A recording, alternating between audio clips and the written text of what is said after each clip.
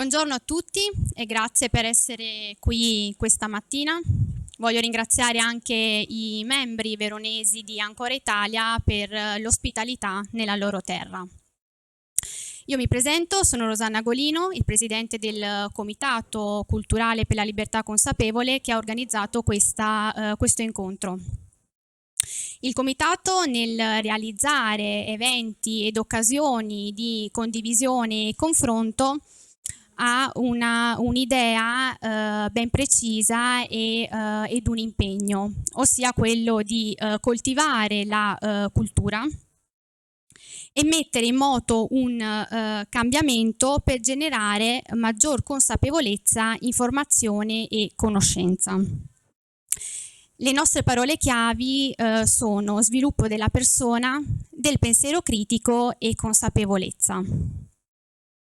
Sul tavolo in fondo, per chi volesse, c'è un banchetto con i moduli di iscrizione. Per qualsiasi informazione o necessità potete pure rivolgermi a me oppure al mio collega, il professor Giovanni Salviati.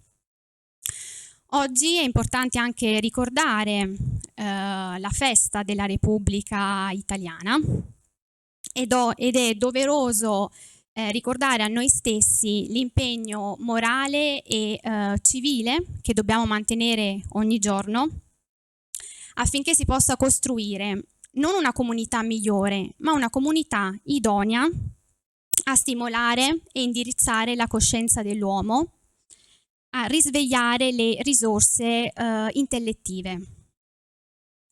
C'è bisogno di formare cittadini attivi e consapevoli, cittadini che siano i protagonisti di un progetto da realizzare, che non può non avere come ispirazione la Costituzione italiana, in quanto proprio nei suoi principi sono espressi i valori etici che integrano la dimensione spirituale e morale della società civile.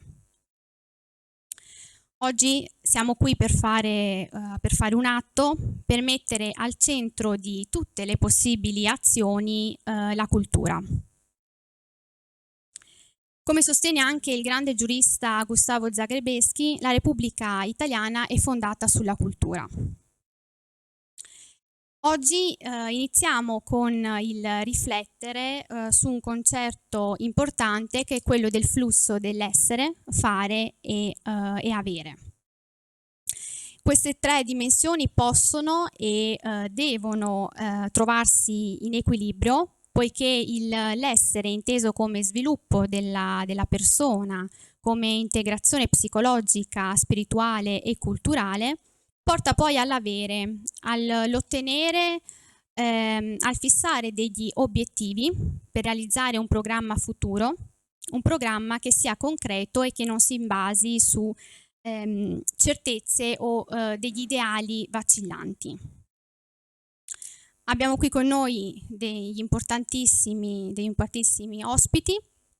Abbiamo il dottor Marco Guzzi, filosofo e fondatore del movimento Darsi Pace, il dottor Diego Fusaro, filosofo e scrittore, il dottor Daniele Trabucco, costituzionalista e docente, e poi arriverà anche il dottor Guido Grossi, economista. Allora, iniziamo con l'esplorare la dimensione dell'essere. Sappiamo che l'individuo contemporaneo è in crisi ed è fragile. Come poter occuparci del suo interiore, riscoprire l'essere? E porgo questa domanda al dottor Guzzi e al dottor Fusaro. Se no è un po' di caldo, come diciamo, eh? Ecco, io non lo so, ma che è la cappa? C'è umido, vero? C'è un umido terribile. Vabbè, comunque, sopravviviamo, ecco. Io volevo dire subito, per iniziare, che credo sia fondamentale in questa fase alimentare in noi uno spirito fiducioso. Quindi io vorrei iniziare con questa tonalità emotiva: spirito fiducioso, spirito furioso e intraprendente, ma molto forte. Perché secondo me poi questo è il problema, cioè lo spirito. Vedremo magari nel corso della mattinata che cosa voglio dire. Credo che prima di qualunque tema specifico, il vero problema oggi sia questo, cioè stiamo precipitando pericolosamente in un clima psicospirituale depresso, ulteriormente depresso, non che prima del Covid fossimo, come dire, un fiore, come direbbe il poeta Libero de Libero, c'è sempre qualcuno che è più fiore di te. No, anche allora, anche prima eravamo in una fase declinante e depressiva della civiltà occidentale, ma questa tragedia, comunque la si voglia interpretare, in cui siamo calati planetariamente, temo che stia portando gli umani ad un livello di tristezza, ecco, proprio di tristezza, che è sorella dell'impotenza e della rabbia. Quindi questa è la cosa che secondo me dobbiamo affrontare per primo. Se noi non animiamo dentro di noi fondatamente, quindi con delle ragioni serie e fondate, uno spirito che nonostante tutto, cioè senza negare niente della difficoltà che c'è, e chi conosce un po' il mio lavoro sa che io non addolcisco proprio l'analisi del tempo presente, ma questa analisi pure dura, che cioè osserva la durezza, l'asprezza, l'amarezza, la difficoltà estrema di questo tempo, la possiamo fare, a mio parere, in modo proficuo solo se alimentiamo, nutriamo costantemente, quotidianamente, uno spirito fiducioso, uno spirito allegro. Allegra tua figlia. Ecco.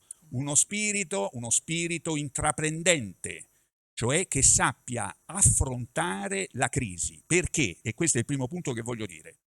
Questo sistema di mondo, chiamatevelo come ve pare, poi stamattina possiamo elaborare le categorie, oggi si dice neoliberista, però dobbiamo anche capirci che questo sistema neoliberista ha una lunga storia, insomma, è una modalità scientistica, economicistica, riduzionistica di interpretare l'umano. Diciamo ne è la forma estrema. Allora, questo sistema ha bisogno di persone depresse, ha bisogno di persone sfiduciate, si nutre della nostra rabbia, quindi non illudiamoci di contrastarlo arrabbiandoci. Si nutre della rabbia, si nutre della disperazione, si nutre della depressione, si nutre come un vampiro di tutto ciò che di oscuro, di negativo ci porti in basso, perché è un sistema infero, sta sotto. Quindi se noi lo vogliamo contrastare sul serio, dobbiamo invece contrastare proprio questa tendenza depressiva. Ecco perché l'essere, come diceva la nostra amica, e cioè l'individuare, il realizzare continuamente che noi siamo qualche cosa di più e di diverso da ciò che questo mondo vuole convincerci che siamo, cioè realizzare, ragazzi, tutti i momenti e anche ora, che noi siamo un mistero che trascende questo mondo. Cioè l'io come principio di trascendenza, a parte la religione, proprio fenomenologicamente, ecco, Saro sa bene di cosa parliamo, no? Fichte, la filosofia da secoli riflette sulla natura dell'io. Ecco, loro vogliono distruggere l'io, hanno bisogno di annientare lo spessore di trascendenza propria dello spirito per renderci cose del mondo. Noi non siamo una cosa del mondo, non siamo una cosa del mondo e non siamo un prodotto di questo mondo.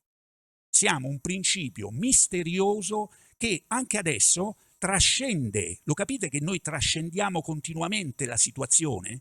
Noi non siamo solo dentro questa situazione, noi siamo un principio di luce che trascende e può dare orientamento a qualunque situazione del mondo. Ecco, loro vogliono distruggere questa trascendenza, e cioè la libertà,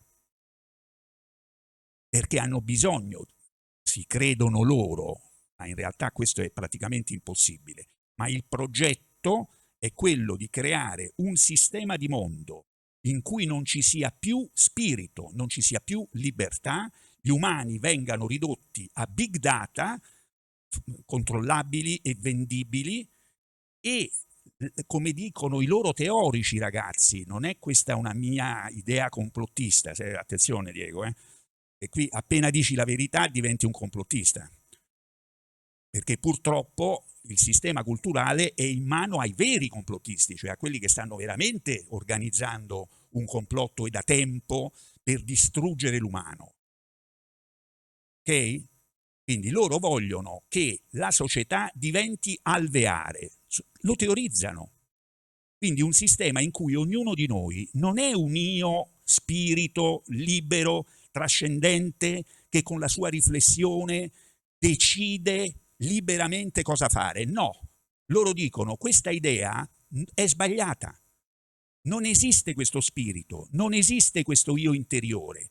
Noi siamo semplicemente agiti dal sociale. Quindi noi siamo un alveare.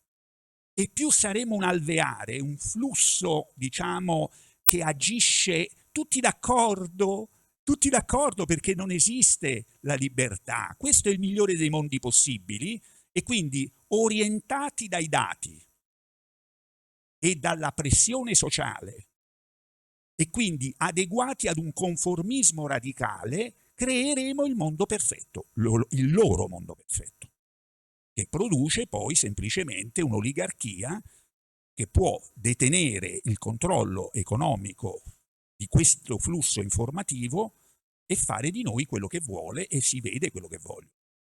Fare del popolo una plebe insignificante, una mandria, e poter gestire i poteri del mondo come stanno facendo da 30-40 anni, cioè devastando il pianeta, devastando le anime umane e rendendoci sempre più infelici. Ora vi voglio leggere 4 righe per capirci, così in questa prima danza di apertura, di un grande psicologo che si chiamava Skinner. Skinner è il padre di una corrente di pensiero psicologico che si chiama comportamentismo. Questa corrente di pensiero elaborava già negli anni 70 un'idea di umanità come quella che vi ho descritto. Cioè noi siamo un comportamento sociale indotto, questo è l'uomo. Skinner diceva, se noi riusciremo a condizionare gli umani, lui lo diceva per il bene, cioè lui diceva questo perché così gli umani faranno meno errori. Se noi li riusciremo a condizionare del tutto, avremo molti meno crimini, saremo tutti più felici. Però, diceva, purtroppo non abbiamo gli strumenti per fare questo condizionamento negli anni 70. Oggi un grande teorico del big data, cioè Alex Pentland, che è un grande teorico a livello mondiale, ha collaborato con le Nazioni Unite, con Google, eccetera, dice, ecco, noi adesso possiamo farlo, perché noi adesso abbiamo la struttura informativa, i big data, che ci consentono un influenzamento pervasivo delle persone fino al livello inconscio. Quindi noi possiamo fare quello che il povero Skinner non poteva fare, condizionare gli umani senza che se ne accorgano e farle fare loro tutto il bene che loro, poverini, stupidi, nella loro pretesa di libertà, non farebbero mai. Noi invece li renderemo felici. Adesso vi leggo cosa diceva Skinner in un famoso libro che si intitolava, udite bene, Oltre la libertà e la dignità. Capite? Oltre. Chissà che c'è oltre la libertà e la dignità. E beh, lo vediamo. C'è lo schiavismo puro. Il migliore degli schiavismi, cioè quello inconscio, quello in cui gli umani sono schiavi ma sono convinti di essere liberi. Questo è capolavoro di qualunque sistema oligarchico, assolutistico e autoritario che mai ci sia stato. Cioè avere un popolo di schiavi che sono convinti di essere liberi e che quindi mai e poi mai, mai e poi... I diavoli? Facciamo un esorcismo?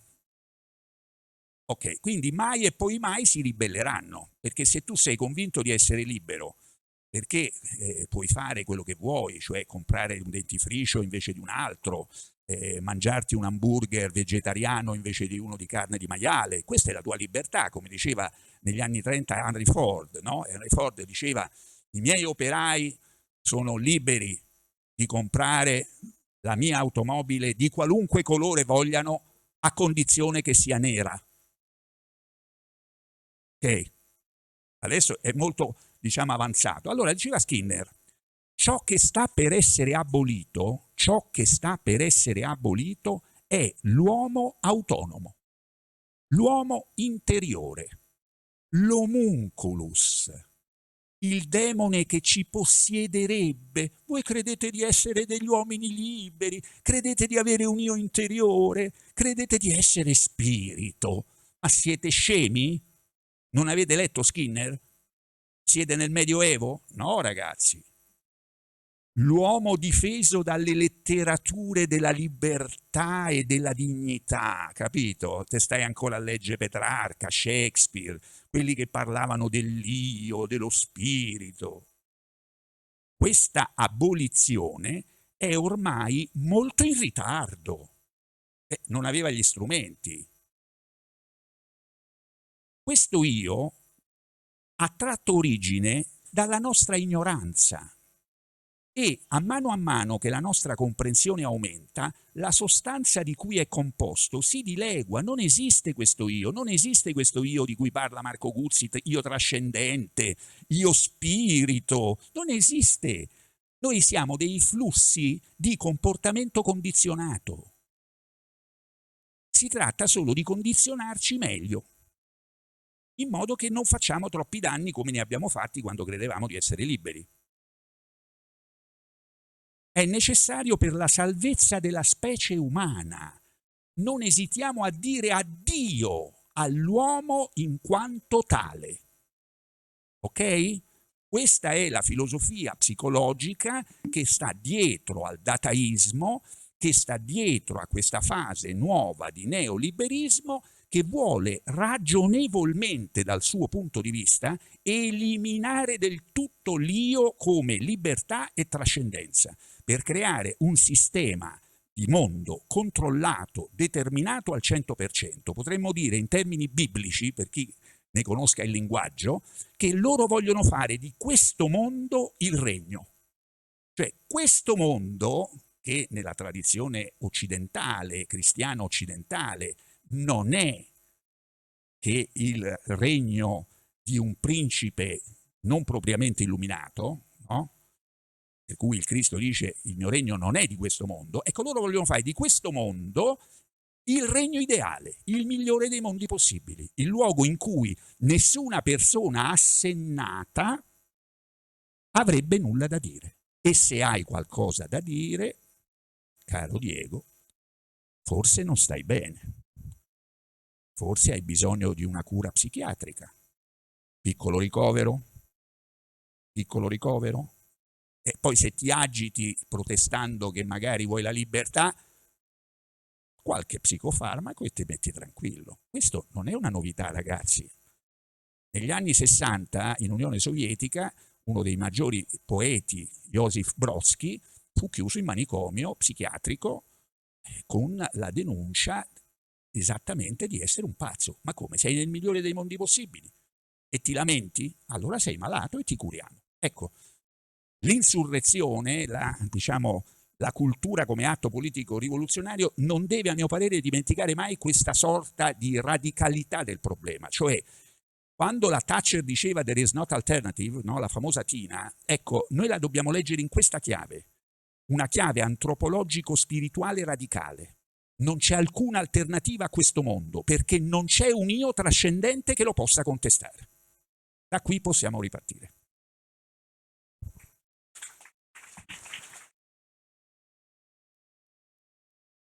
Prego, scusate. Grazie. Grazie, si sente? Sì, perfetto. Grazie. Grazie per aver organizzato questo evento, grazie a tutti i convenuti. Non è cosa scontata prendere parte a eventi culturali e politici insieme in un'epoca come questa in cui effettivamente il terrore ha preso il sopravvento. Coraggio di parli, essere presenti, a partire da una riflessione, anzi da un aforisma qua. Parlo di un autore polacco che diceva: apriti sesamo, voglio uscire. Il tema oggi è di essere inclusi, come comunemente ripete l'ordine del discorso dominante. Il tema è come escludersi rispetto a questo ordine delle cose che sta prepotentemente saturando le menti, i cuori e lo spazio del mondo. È il primo sistema che effettivamente diventa globale non soltanto perché va a colonizzare gli spazi del reale, ma perché non lascia esclusi nemmeno gli spazi del simbolico, della coscienza, della testa e del cuore. E quindi il vero problema oggi più che mai è quello di proporre il tema dell'uscita, della fuga, le uscite dalla caverna che ritmano la storia dell'Occidente almeno da Platone. E il vero problema con la caverna sta nel fatto che chi è dentro la caverna non sa di esserlo, non sa neanche cosa una caverna sia propriamente. Tutto lì il problema della liberazione dalla caverna, anche perché chi è costretto nello spazio caliginoso e angusto della caverna pensa che quello sia il solo mondo possibile, che quella schiavitù coincida con la libertà, di più con la sola libertà possibile. In fondo tutti conoscono il finale, che non è un happy ending del mito platonico della caverna. Colui il quale ridiscendesse per proporre sogni di migliori libertà, desideri di ulteriorità nobilitanti, non riceverebbe l'accoglienza che si dovrebbe in teoria tributare a un liberatore. Al contrario, riceverebbe dapprima ghigni perfidi, poi esortazioni a non insistere e infine troverebbe anche la morte paradossalmente inflitta da coloro i quali dovrebbero idealiter essere i presunti beneficiari dell'atto della liberazione. Ecco allora che più che mai è necessario, per favorire, per occasionare la fuga dalla caverna, la comprensione dello spazio della caverna. Uno dei compiti più importanti e ineludibili del pensiero critico oggi dovrebbe essere quello di chiarire A, che cosa una caverna sia, B, che siamo costretti all'interno di una caverna, C, che il compito fondamentale consiste nell'esodo dalla caverna, nell'esodo di tutti e di ciascuno, gesto individuale e insieme corale. Ora non deve sfuggire, al di là degli strati del tempo che si sono sedimentati sul mito platonico racchiuso nel libro settimo della Repubblica, non deve sfuggire come l'ordine del discorso oggi si è venuto strutturando come il discorso di giustificazione della permanenza nell'antro. Potremmo dire che in larga parte gli operatori dell'intelletto, del giornale, della televisione, del sistema ideologico generale, altro non sono se non operatori della permanenza nella caverna. Il loro obiettivo ridotto al nucleo fondamentale è quello di persuaderci che non vi è altro spazio all'infuori della caverna, che anzi pericoloso strutturalmente è ogni discorso che mette in discussione il principio di realtà della caverna e osi promettere vie di fuga rispetto alla caverna stessa. Non è un mistero che l'odierno ordine del discorso, comunque voi vogliate definirlo, insista quasi ossessivamente sul tema della libertà, rectius, di una libertà già realizzata nelle pieghe del reale. Liberalismo, liberismo, libero mercato, mondo libero contrapposto a ciò che ancora liberato non è. Dal 1989 in fondo si è prodotta una vera e propria panoplia di discorsi che tutti insistono univocamente sul fatto che la libertà sarebbe già hic et nunc presente nel mondo in cui siamo e che non si tratterebbe di fare altro se non di riconciliarsi con un mondo che, pur con i suoi difetti più o meno macroscopici, già consiste pienamente nella libertà, già si è realizzato nella libertà, in quella che uno dei cantori zaratustriani dell'eterno ritorno dell'uguale, Francis Fukuyama, 1992, qualificava come the end of history. La libertà si è realizzata, non si tratta di fare altro se non di riconciliarsi con il proprio mondo. Vuoi perché lo si accetta benevolmente con euforica forma di entusiasmo, vuoi perché comunque si muove dalla convinzione che altri mondi non siano possibili. Direi che il discorso della permanenza nell'antro oggi è tutto giocato sull'intreccio a geometrie variabili tra due ordini del discorso che diversamente producono il medesimo risultato, cioè la santificazione dello stato di cose così com'è, giustificato appunto come regno della libertà in quanto tale. Da un lato abbiamo il discorso che chiamerò stile Pangloss, viviamo nel migliore dei mondi possibili, tutto ciò che non è il mondo della libertà occidentale è una sorta di teratocefalo mostro di illibertà, di dittatura, di orrori di ogni tipo. La libertà è già qui, life is now, la libertà è già ora nel mondo sotto il capitale. Oppure l'altro discorso ugualmente conducente al medesimo risultato è quello che stringe in un abbraccio letale l'utopia e il male sulla terra. Ogni qualvolta si volesse provare a redimere il mondo, a mettere le braghe al mondo, come avrebbe detto Croce, si producono forme di male sulla terra. Ecco allora l'ossessivo richiamo alla memoria storica delle sciagure novecentesche utilizzate come clave morali per convincerci della bontà del mondo in cui siamo. Eppure alla ragion critica non può sfuggire come qualcosa manchi anche nel mondo in cui ci troviamo. Un mondo che evidentemente sta producendo non già quella libertà di tutti e di ciascuno che prometteva fin dal suo annuncio trionfale ed epocale 1989, sta producendo semmai forme sempre più palesi di disuguaglianza, sempre più visibili figure dell'alienazione, della reificazione, della miseria, sta producendo un'unica libertà pienamente realizzata che è quella del mercato e dei suoi agenti. Ecco, che la libertà del mercato coincida tout court con la libertà, questo è il nodo problematico su cui la ragion critica dovrebbe soffermarsi. Il paradosso è che la libertà tende oggi a evaporare sia nella sua concezione stricto sensu politica, sia nella sua concezione propriamente ontologica e morale. L'uomo contemporaneo sempre più viene svilito a manichino che semplicemente attua ciò che il sistema richiede che egli faccia. Di fatto ci troviamo al cospetto di individui svuotati di ogni volontà. Il nostro è la prima formazione totalitaria, se le parole hanno ancora un senso. Totalitario significa tale da totalizzare l'interno e l'esterno, il corpo e la coscienza. Sotto questo riguardo credo si possa ragionevolmente dire, se le parole conservano un senso, che nessuna forma più di quella contemporanea, comunque la si voglia intendere, neoliberismo, capitalismo assoluto, fanatismo economico, nessuna forma abbia raggiunto livelli totalitari pari a quella presente. Non fosse altro che per il fatto che i totalitarismi novecenteschi producevano pur sempre figure del dissenso, che pagavano a caro prezzo il loro spirito antagonistico, ma che se non altro rilevavano con la loro semplice operatività il fatto che la dittatura era pericolosa ma anche in pericolo. Nell'epoca post 1989 abbiamo appreso a conoscere le figure degli eremiti di massa che non devono più essere puniti sul piano delle pene fisiche, secondo l'estetica dei supplizi, perché semplicemente la loro anima è in catene. Non vi è più bisogno di suppliziare i corpi quando le anime sono incatenate, quando ogni anelito di liberazione si è spento nella consapevolezza che la libertà sia già appieno realizzata nel mondo così com'è. Ecco allora che oggi assistiamo alla figura dello schiavo ebete felice, la nuova massa degli ultimi uomini di nicciana memoria.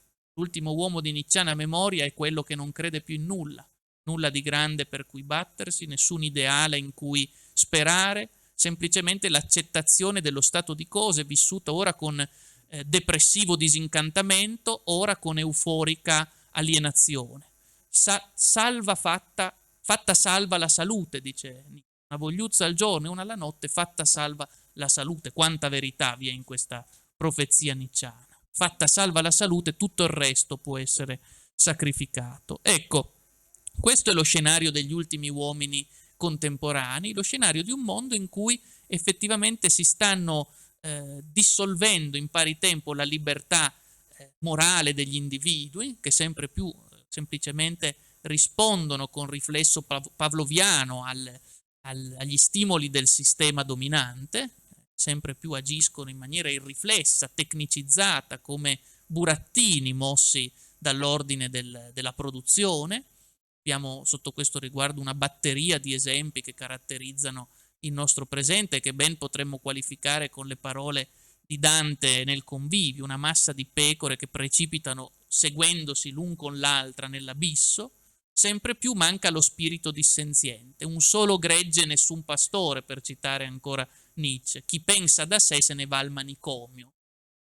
Assistiamo a quella figura oggi così in auge della patologizzazione del dissenso. Ogni spirito critico viene puntualmente diffamato come pericoloso per la salute pubblica, come pericoloso sul piano mentale, come inguaribile propagatore di fake news, altra categoria molto in auge su cui varrebbe la pena riflettere. L'anticomplottista in fondo è colui il quale, buone maniere, non fa altro che credere in maniera acefala alla versione dominante, laddove invece il complottista figura come chiunque abbia qualche socratico dubbio rispetto alla versione dominante e osi problematizzare la realtà così com'è. Curiosa epoca anche sotto questo riguardo, la nostra, se è vero come è vero, che è la prima epoca in cui la stessa problematizzazione socratica del presente, lo stesso dubbio critico, viene svalutato in blocco con l'infamante categoria di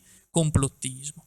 Ecco, in questo scenario, dicevo, sparisce la figura stessa dell'esistenza. L'esistenza è libertà. L'esistenza è libertà. L'esistere propriamente significa il progettarsi sul fondamento della propria provenienza. Che cosa vuol dire esistere se non progettarsi giorno per giorno in vista di un obiettivo che ci si assegna, consapevoli di quel segmento finito che si occupa con la propria vita?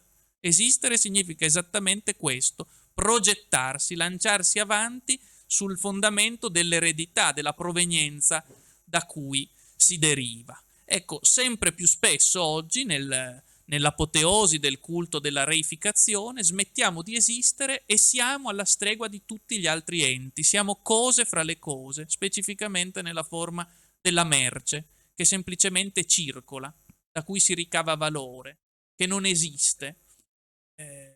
Siamo passati disinvoltamente negli ultimi anni dal dadaismo al dataismo, effettivamente, perché ciascuno di noi figura come un cumulo di dati da ricavare, da valorizzare, un cumulo di dati biologici che possono essere valorizzati. Sparisce l'io come progettualità, sparisce l'io consapevole che agisce nel mondo, fictianamente. Nel 1794 Fichte, a Jena, alle cui lezioni di Fichte presenziava Hölderlin, che scrivendo a Hegel diceva di aver visto un titano in lotta per l'umanità, Fichte diceva che l'impegno nel mondo come io è ciò che deve caratterizzare l'umanità nel suo complesso. Fichte scriveva all'indomani della grande rivoluzione del 1789, ma l'umanità consta dei singoli io empirici e quindi richiede lo sforzo di tutti e di ciascuno. La filosofia, essendo per Fichte non la contemplazione disincarnata di una realtà da studiare in biblioteca, ma essendo la filosofia pratica, il primato della ragion pratica, essendo la filosofia l'inesausto tentativo di accordare il non io, cioè il mondo oggettivo, all'io, cioè alle istanze della ragione umana. Ecco, credo che oggi sia del tutto evaporata questa figura eroica, titanica dell'io e ci troviamo dinanzi all'io minore. Siamo tutti figli di un io minore in qualche modo, siamo tutti con un io rattrappito, un io indebolito, un io passivo che avvizzisce tra i due estremi della stravaganza e dell'alienazione. Non saprei definire altrimenti la vita in balia del tecnocapitalismo contemporaneo. Io indebolito che semplicemente si adatta, deve adattarsi o, come usa dire non per caso già da qualche tempo, deve essere resiliente. La resilienza, che è la qualità preferita dalle classi dominanti per le classi dominate, è semplicemente il contegno di chi, alla stregua di un qualsivoglia metallo, subisce i colpi che quotidianamente gli vengono inferti e non di meno tace e va avanti con stoica sopportazione.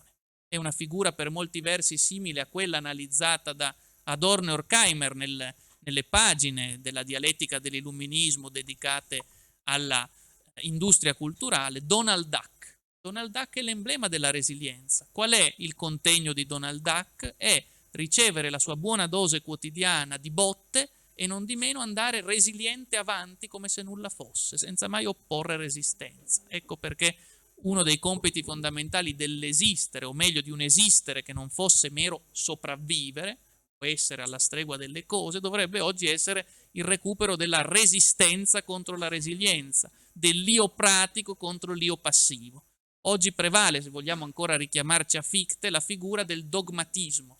In ogni ambito, nell'ambito in cui noi siamo soliti intendere la parola del dogmatismo, cioè l'accettazione irriflessa di verità inerziali che ci vengono proposte, ma il dogmatismo è anche un contegno morale per Fichte, pratico. Il dogmatico è colui il quale sacrifica il proprio io pratico sull'altare della datità del mondo e delle condizioni dell'essere.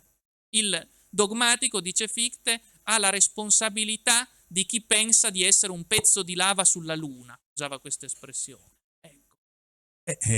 Bella domanda. Beh, sulla base di quello che abbiamo detto finora, e cioè che l'io umano e quindi noi siamo in una condizione indebolita entro un sistema abbastanza totalitario, anche culturalmente, creare quella che Fusaro chiamava una resistenza, una nuova forma di resistenza, è arduo, è molto arduo. E io credo che dobbiamo renderci conto, se vogliamo scendere a livello più pratico, come dicevi, della situazione politica contemporanea in cui ci troviamo anche come Italia e come Europa. Noi come Italia, a mio parere, ci troviamo all'interno di una fase post-traumatica, nel senso che il disastro del Movimento 5 Stelle, che aveva comunque raccolto e animato una forma quanto volete caotica, ma comunque consistente di critica sociale nuova, poi ognuno interpreti come vuole il fenomeno, però non c'è dubbio che gli 11 milioni di italiani che nel 18 hanno votato Movimento 5 Stelle lo hanno fatto sull'onda di una critica e contestazione radicale di un certo sistema, del dio denaro, del profitto, delle multinazionali, della casta politica, intellettuale, giornalistica, quindi una contestazione che non si sentiva da decenni in Italia a livello di massa. Erano sempre state delle nicchie di contestazione sociale e politica, ma erano minoranze di minoranze di minoranze estreme. Qui si è arrivati al 33%, quindi è stato un fenomeno travolgente e io credo unico anche in Europa, che ha fatto tremare o perlomeno ha fatto insomma impensierire, ecco, diciamo così, i ceti oligarchici italiani ed europei, specialmente il primo governo cosiddetto giallo-verde. Ecco, questa catastrofe, cioè la restaurazione alla quale stiamo assistendo, ha creato, io credo, un grande smarrimento in questa area critica. Cioè, la gente è oggi molto delusa, molto depressa, incavolata nera e non sa a chi rivolgersi. Quindi io credo che partendo dal discorso, diciamo, interiore radicale, cui abbiamo fatto cenno sia Diego che io, quindi il ridestare a livello spirituale, anche secondo me con delle pratiche, perché non è un fatto soltanto astratto, ma deve diventare una vita quotidiana, quel principio di libertà e di trascendenza che per sua natura continuamente contesta la latità del mondo, perché ne è il principio trascendente, quindi ne è la dinamica trasformativa spirituale intrinseca. Ecco, rianimare questo per poi però creare delle nuove forme di aggregazione sul piano culturale e politico. Questo è un grande lavoro e credo sia all'ordine del giorno, e anche per questo siamo qui, credo, cioè creare, o meglio ricreare una rete piuttosto ampia di persone, di gruppi che condividano quello che amo chiamare un minimo comune denominatore.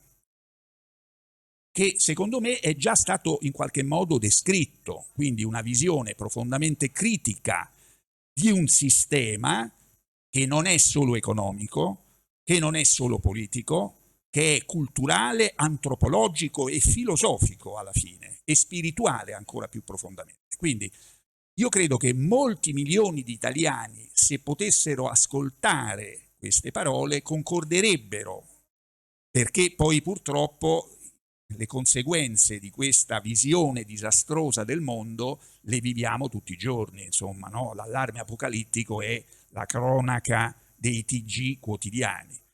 Quindi si tratta, a mio parere, di creare, se vogliamo passare al fare, ad un fare politico, bisogna in questa fase lavorare per una federazione ampia di forze che si riconoscano e si aggreghino su dei punti precisi che debbono essere, secondo me, anche pochi, perché altrimenti è facile naturalmente subito passare alle differenze che ci sono, legittime, però quelle ognuno in qualche modo le può coltivare nel proprio ambito specifico, che sia un movimento, sia un partito, o comunque no, una propria pratica di gruppo, ma il livello politico, per come lo intuisco io, se vogliamo avere un'influenza, deve mirare ad una massa critica di milioni di persone, e per raggiungerla bisogna, secondo me, lavorare per un minimo comune denominatore, una federazione.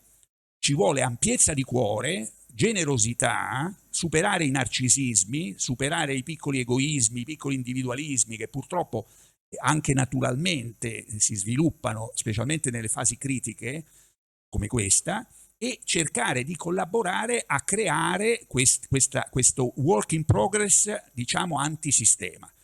Questo è quello che io credo, intanto per lanciare qualche idea rispetto a quanto chiedevi. Perfetto. Io condivido pienamente ciò che ha detto poc'anzi l'amico Guzzi, è sottoscrivibile appieno. È una fase delicata e di passaggio questa, se entriamo proprio nel tema politico, dopo la riflessione logica che cui abbiamo aperto, entriamo nel campo dell'ontologia politica. Una fase delicatissima questa per varie ragioni, ben sottolineate. Io direi che manca una visione del dissenso, perché dire di no è la cosa più facile del mondo. Più dicono di no su molte cose, però bisogna il no trasformarlo in una forza politica condivisa, questa è la cosa da fare. Io personalmente ho smesso di credere ormai da tempo, ci ho creduto anch'io nell'idea di un fronte del no, ma il no si determina in molti modi. Vedete, si può essere contro la società del libero mercato, dire di no alla società del libero mercato, ma c'è chi dice di no perché vuole una società socialista e democratica, e c'è chi dice di no perché vuole una società monarchica, quindi vuole tornare indietro. Io ho rispetto per le posizioni di tutti, ma un conto è fare un convegno con le posizioni di tutti, un conto è fare un percorso politico. Io ho fatto convegni con tutti, dall'estrema destra all'estrema sinistra all'estremo centro, che è quello pericoloso a mio giudizio, tra l'altro in questa fase. Ma al di là di questo, la prospettiva è che bisogna, a mio giudizio, per questo il partito Italia ha nel suo nome per la sovranità democratica, perché noi intendiamo la sovranità come base di difesa della democrazia e del socialismo. Quindi non possiamo unirci a chi magari è contro la globalizzazione, l'economia di mercato, perché vuole modelli che non sono né democratici né socialisti. Ce ne sono molti, ovviamente, con i quali si può discutere, ci si può discutere, ma altra cosa è fare un percorso condiviso. Questo è il punto.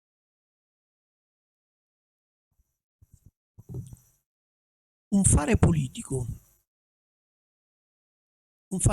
presuppone organizzazione. Se personaggi come Elon Musk, Bill Gates, Rockefeller letteralmente governano il mondo intero, è perché sono meticolosamente organizzati. Pianificano le cose con un orizzonte temporale di qualche decennio, se non di qualche secolo, si siedono a tavolino, studiano e si assegnano compiti ripartiti. Perché un organismo non è altro che questo, un insieme di organi che fanno parte di un individuo. Siamo capaci noi di organizzarci? Cosa presuppone l'organizzazione? Cosa vuol dire che un individuo è fatto di organi? Che c'è chi si occupa della digestione, chi si occupa della respirazione, chi si occupa dell'organizzazione del pensiero.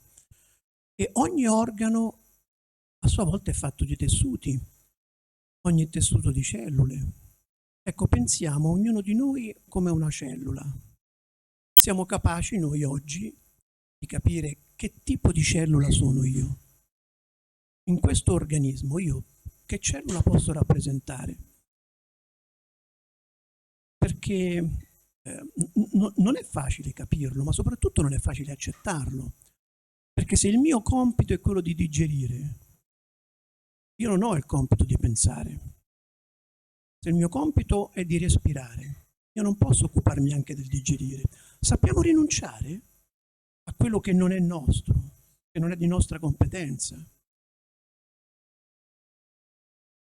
Quando io ero ragazzo, tutti si occupavano di politica e lo facevano con passione e tutti capivano di che cosa stavano parlando, come possiamo organizzare il mondo, quale parte tocca al lavoro, quale parte tocca al capitale, quale parte tocca alle istituzioni. E si faceva con passione, con impegno, occupava buona parte del nostro pensiero, della nostra esistenza, delle nostre energie.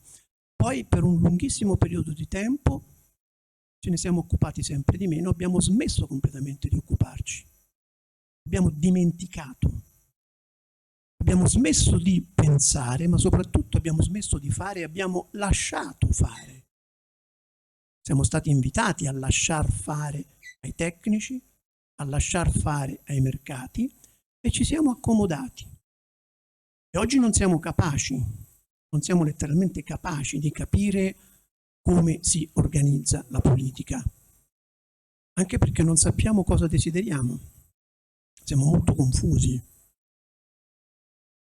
Allora magari oggi pomeriggio entriamo un po' più nel pratico e parliamo di due ipotesi molto concrete di un poter fare politico. Due ipotesi su due piani diversi. Uno, piano di salvezza nazionale, cosa le istituzioni, cosa un buon governo potrebbe fare per farci stare tutti meglio. Un altro, su un piano completamente diverso, preso atto che le persone che occupano le istituzioni non si occupano del nostro interesse, rispondono ad altri interessi, cosa possiamo fare noi indipendentemente da quello che oggi fanno le istituzioni, da quello che oggi fanno i mercati finanziari, le istituzioni nazionali, sovranazionali, internazionali. Per arrivare a queste due proposte pratiche, però, se ho qualche minuto, un percorso fra una riflessione molto stimolante, l'avere, l'essere e il fare. Io sono cresciuto con il bisogno di avere, perché le famiglie, sia da parte di mia madre che da parte di mio padre, erano molto ricche, avevano molte cose, molte proprietà, che avevano perso con la guerra. E quindi io, sentendo questa storia, sono cresciuto con il bisogno di ricostruire questo avere, questa proprietà. Non ho avuto una grande proprietà, ma ho avuto una proprietà alla fine sufficiente a farmi capire che si può diventare schiavi della proprietà. Ho avuto un bel agriturismo a Spoleto, dove ho passato degli anni meravigliosi, in un posto magico, una struttura di pietra del 300 con affreschi, sufficientemente grande, che si è presa, mi ha dato tanto, ma si è presa la mia libertà, si è presa il mio tempo. Non potevo più fare altro che non seguire gli animali, la terra, gli ospiti. E quindi ho capito che non era l'avere che mi interessava. Desideravo essere ricco, non sono diventato tanto ricco, ma quel tanto che basta a rendermi conto che buttavo i soldi che avevo in maniera vergognosa, mentre altri non ne avevano. E quindi non era l'avere che mi interessava, né le proprietà né i soldi. Allora l'essere. E quanta confusione. Essere importante. Avere cose da dire. fatto anche quello. Ho studiato, ho raccontato, mi sono sentito importante.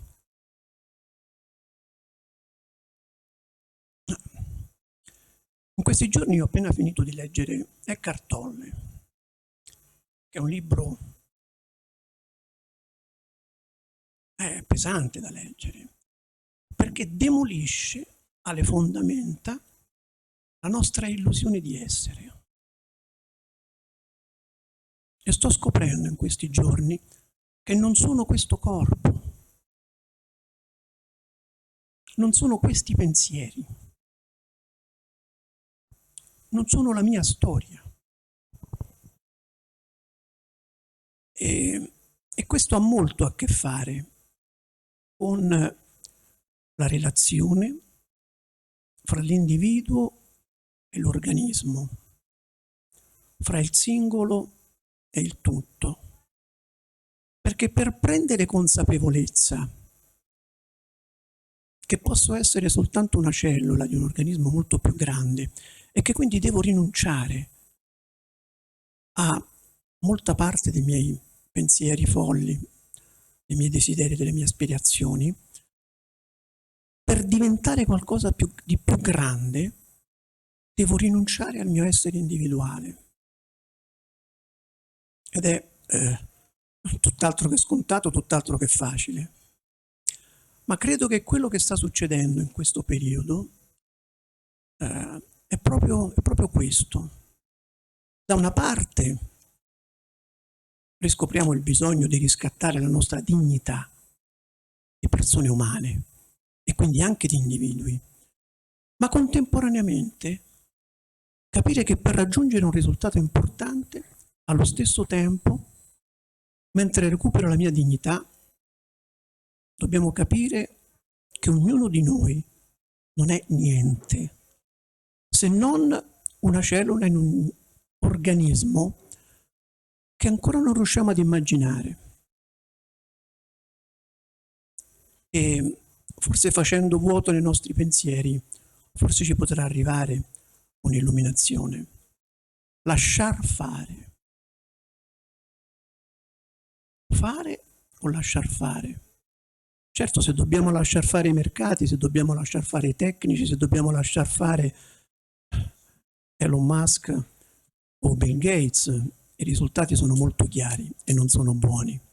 E quindi in qualche modo dobbiamo prenderci la responsabilità di fare, ma allo stesso tempo affidarci a una coscienza che non è di ognuno di noi, ma trascende tutti noi e che forse viene a dirci, se ci mettiamo in silenzio, cosa possiamo fare in questo mondo che ci sembra veramente difficile da comprendere e da accettare. Prendersi la responsabilità di fare e riuscire a lasciar fare, lasciare che le cose accadano con fede, con fiducia, senza pretese. Questa è la scommessa più grande che abbiamo davanti.